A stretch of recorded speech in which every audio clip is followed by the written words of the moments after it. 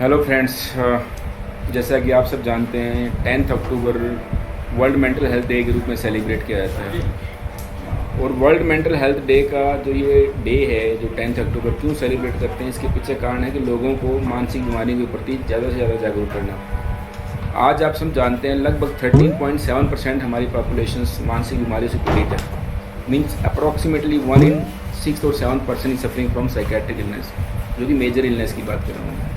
और बहुत सारे लोग हैं अभी भी जिनको यही नहीं पता कि मानसिक बीमारियाँ क्या होती हैं, क्या उनके लक्षण होते हैं और किस डॉक्टर के पास जाकर उसका इलाज करवाना चाहिए। मानसिक बीमारियों के बारे में अगर हम सोचते हैं लक्षण के बारे में, तो अगर किसी व्यक्ति की नींद में परिवर्तन होना, ज़्यादा या कम होना, भूख में परिवर्तन होना, कम या ज़्यादा लगना, बार बार उदास रहना, किसी काम में मन ना लगना, घबराहट, बेचैनी होना, पैल्पिटेशन होना, कोई भी काम बार बार करना, शक वहम होना, फालतू की आवाज़ें सुनाई देना, डर का माहौल होना, कॉन्फिडेंस ना होना और अननेसेसरी का फियर होना कि मुझे ये बीमारी है, जबकि कोई भी टेस्ट में अगर करवाते हैं तो उसकी रिपोर्ट नॉर्मल आती है। दोस्तों, ये कुछ लक्षण हैं। अगर ये इस तरह के लक्षण किसी व्यक्ति के अंदर हैं तो इसका मतलब वो व्यक्ति किसी न किसी मानसिक रोग से पीड़ित है। ऐसे में क्या फैमिली का रोल बनता है, क्या दोस्तों का रोल बनता है, ये समझना है। जो भी उसके आसपास के व्यक्ति हैं, ऐसे व्यक्ति के बारे में जैसे उनको लगे कि इस तरह के लक्षण हैं, उनसे बात करें, उनको ज़्यादा से ज़्यादा समय दें, उनसे डिस्कस करके ये निकालने की कोशिश करें कि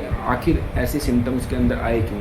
कोई पारिवारिक टेंशन तो नहीं है, कोई वर्क का प्रेशर तो नहीं है, कोई किसी तरह नशा तो नहीं करता है, या कोई और किसी सपोज को कोई स्टूडेंट है तो स्टडी का प्रेशर तो नहीं है, या कोई यंग पर्सन है, कोई अफेयर या कोई रिलेशनशिप में इश्यू तो नहीं है। इस तरह कोई भी कारण अगर आपको मिलता है तो उससे बात करें और सॉर्ट आउट करने की कोशिश करें, जिससे वो व्यक्ति उस मानसिक समस्या से बाहर निकल जाए।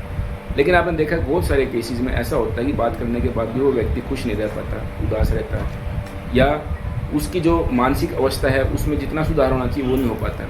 तो ऐसे कंडीशन में दोस्तों आपको ऐसे व्यक्ति को प्रोफेशनल हेल्प दिलाने की ज़रूरत है। प्रोफेशनल हेल्प का मतलब है कि मानसिक बीमारियाँ जो होती है उसको ट्रीट करने वाले जो डॉक्टर होते हैं वो साइकेट्रिस्ट होते हैं, या काउंसलर साइकोलॉजिस्ट से आपने बात करनी है। अगर हम मॉडरेट और सीवियर कंडीशन, जिनकी बीमारी ज़्यादा है या बहुत ज़्यादा है, अगर ऐसे व्यक्ति का अगर इलाज नहीं करवाते हैं तो ऐसे व्यक्ति आत्महत्या जैसी प्रॉब्लम का शिकार भी हो जाते हैं। आप आए दिन सुनते हैं कि कितने लोग डेली सुसाइड के थ्रू अपनी जान गंवाते हैं। तो दोस्तों, इस तरह की भयंकर समस्या उत्पन्न होने से पहले हमारा फ़र्ज़ बनता है कि ऐसे व्यक्ति को समय रहते आपके आसपास के मानसिक रोग स्पेशलिस्ट को दिखाएं, उसका इलाज करवाएं, और अपने अंदर जो गलत भ्रांतियाँ फैली हुई हैं कि जो दिमाग के डॉक्टर हैं वो नशे की दवाई देंगे या लत लगने वाली दवाई देंगे और ऐसी दवाइयों से हमारे ब्रेन या हमारे शरीर के ऊपर दुष्प्रभाव होगा, ये बिल्कुल टोटली एक मिथ्स है।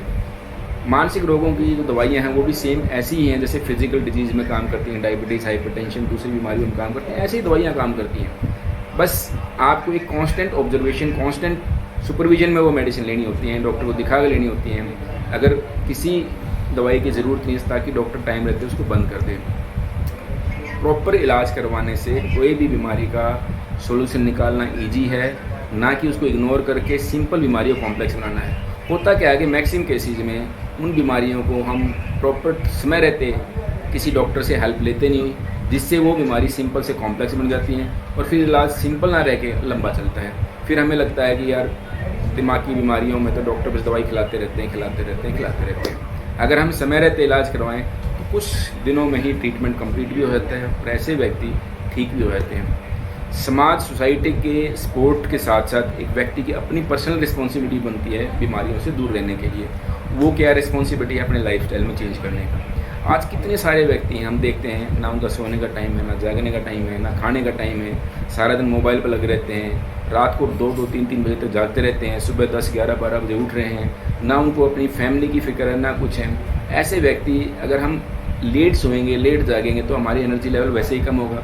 फिर हम किस टाइम ब्रेकफास्ट करेंगे, किस टाइम लंच करेंगे, तो सारा का सारा जो रूटीन हमारा डिस्टर्ब हो जाता है। ऐसे में हमारी जो एफिशिएंसी है डे की वो कम होती है। फिर ऐसे लोग इरिटेबल रहते हैं, सारा दिन वो थके रहते हैं, फटीग रहता है उनके अंदर, तो मानसिक बीमारियों के चांसेस ऐसे लोगों में ज़्यादा होता है। तो लाइफस्टाइल का जो मोटिवेशन सबसे ज़रूरी है, टाइम पर सोएं, टाइम पे उठें, डेली 30-40 मिनट अपने शरीर को ज़रूर दें जो शरीर आपके लिए सारा दिन भागेगा, आपके लिए काम करेगा, उसको भी तो टाइम चाहिए ना।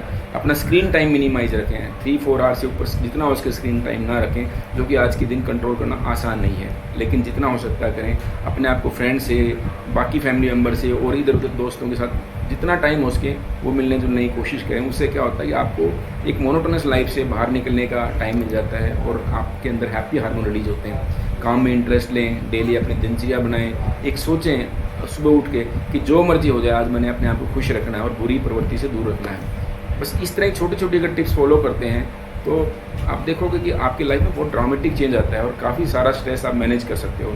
बहुत अननेसेसरी का प्रेशर लेकर, अननेसेसरी का टेंशन लेकर अपनी लाइफ को नहीं जीना है। बिंदास जीना है, खुश हो जीना है, परमात्मा पर विश्वास करके जीना है। जय हिंद, जय भारत।